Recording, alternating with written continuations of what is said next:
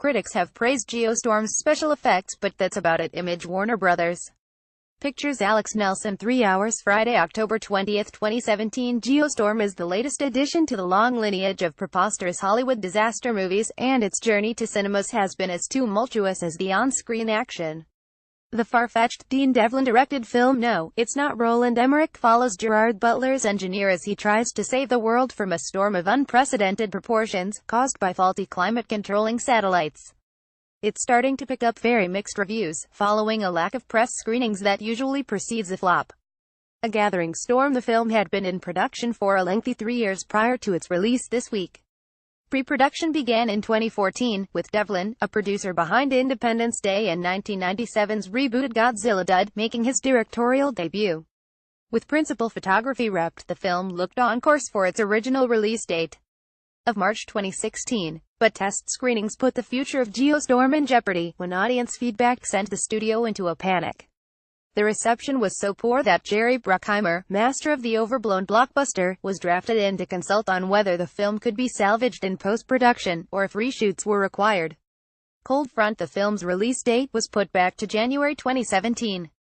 Reshoots were ordered at a cost of $15 million. The project already had a budget of $81 million. Gerard Butler looks worried, and rightly so. Photo Warner Brothers.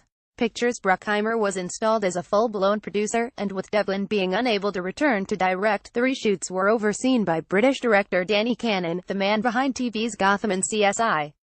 Reshoots have become worryingly common in modern-day Hollywood, but these were no mere touch-ups, with whole scenes being reworked, new characters added, and roles cut from the movie entirely.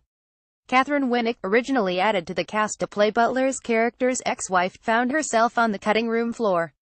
Tropical depression. According to Hollywood Reporter, studio insiders downplayed the reshoots, calling them pickups, and blaming the high cost on getting the international cast together again 2 years after filming had wrapped. There were reportedly major visual effects and music work to also be completed. Add to that a mangled climate change angle presumably designed to seem relevant, and a confusing plot. The film also deals with Butler uncovering a plot to assassinate the president, and it's a recipe for disaster. Gerard Butler stars in Geostorm, a film where the production story is just as disastrous as the events on screen. Photo Warner Brothers. Pictures. Eye of the Geostorm. The film has finally arrived, 19 months after its initial release date. But its troubles are far from over. A strict review embargo, usually a sign of concern that negative reviews may hurt a film's opening weekend, has lifted, and the initial verdicts aren't looking great.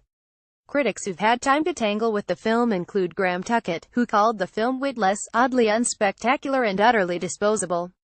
Liam Magarin meanwhile notes there's a sort of amusing charm. If you're the kind of person who hunts for a good bad movie, then beer yourself up, because this is the most entertaining trois-star film of 2017.